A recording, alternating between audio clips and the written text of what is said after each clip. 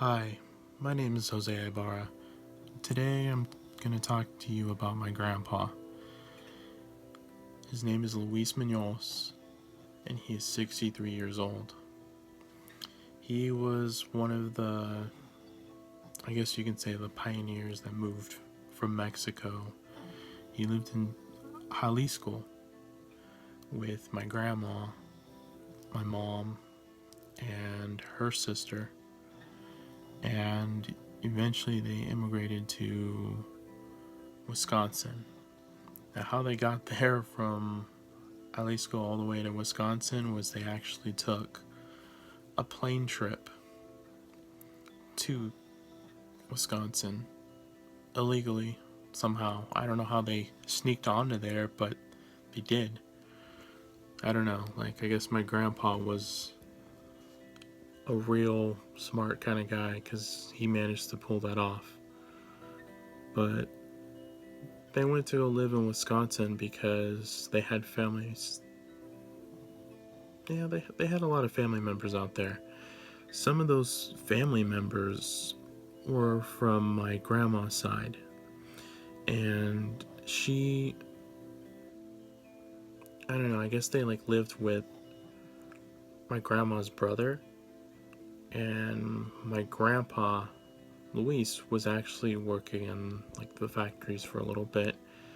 They lived there for about 2 years, and then I guess they had family out in Brentwood, California, and they moved out here in this area, and they've actually spent most of their lives actually in Brentwood, California. So I don't think it was too much for them to get accustomed to the way things were in America, because there was still a big Latino population out here. The language barrier was, I guess, something that they had to deal with. But my grandma was really, she worked in the school district. Both of them did. My grandpa being a custodian, and my grandma working with special needs kids. And I guess over time they just picked up the language. So communicating over time wasn't that hard.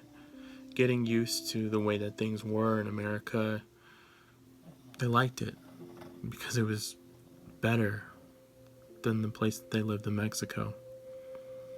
My mom would always complain to me about how they always had cold water.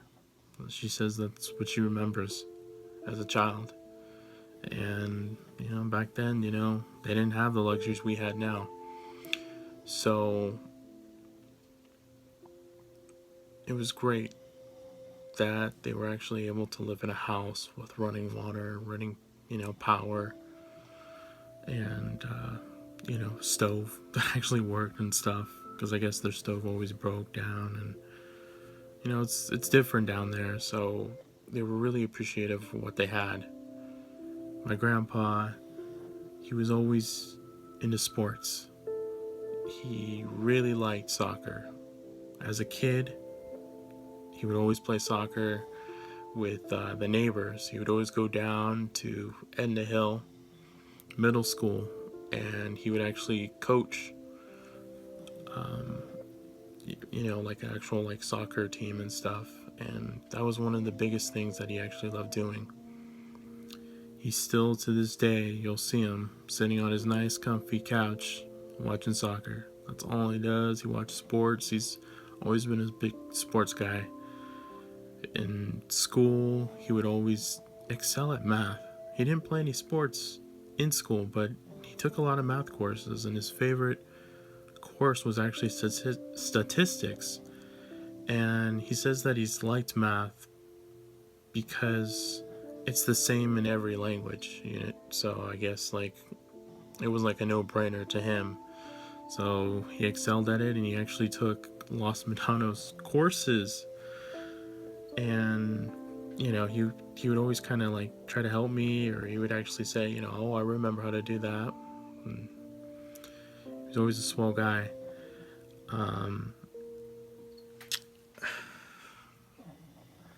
what else can I say? The one thing he's always envisioned, and for his family, is just for them to be successful, to give them the opportunity to not live the way that he did when he was growing up. He used to work in the fields, picking corn, and he used to have like really low wage jobs that sucked. He was a dishwasher boy. He just, he had a family to support. He had to find better jobs and better opportunities, and I can see why he would want to move his family to the States. I'm grateful that he did because, I'm here today because of him. Um, that's pretty much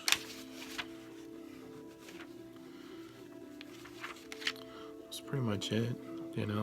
He's still alive today, and he actually lives right down the street, and we see each other all the time. The only family traditions that we have would have to be the we would always make tamales in Thanksgiving at his house with my grandma. I guess my grandma and my grandpa's recipes that they have are always different compared to everyone else's. Like, I can go to a million Mexican restaurants and none of them will ever taste like my grandma's recipes. I don't know what they do differently. I've tried figuring it out and it's like way over my head and stuff, so, you know. Um, the other tradition, I guess, is the fact that they're old fashioned. My grandpa, he was always strict on my mom and her sisters, and it's like that never changed. And I guess that type of tradition was like bestowed onto my mom. So it was a trip.